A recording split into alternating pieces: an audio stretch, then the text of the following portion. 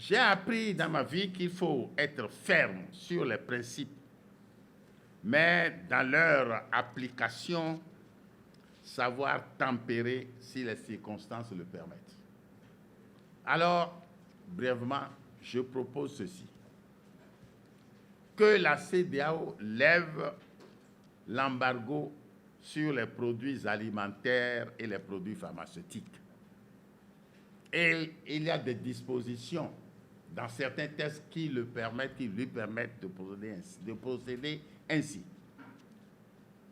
pour des questions humanitaires. 2. Que la CEDEAO et chacun des États membres comprennent que le tout n'est pas d'adopter de bons textes. Il faut que le peuple s'en pénètre. Les instruments pertinents de la CEDEAO ne sont pas assez connus. Il faut donc que cela soit enseigné dans les écoles civiles et militaires. Et surtout que les militaires soient bien pénétrés de cela jusqu'aux derniers militaires de base. Les officiers, ils savent très bien. Mais les militaires à base, ils connaissent qu'obéir au commandant et non pas au pouvoir civil. Et une anecdote.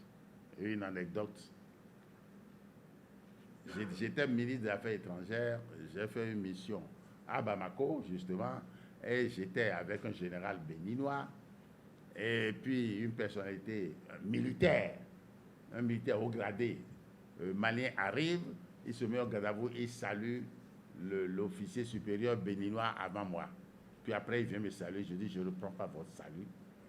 Selon la règle, vous deviez me saluer. Moi, je suis autorité civile, vous devez me saluer d'abord avant de saluer votre compagnon d'armes.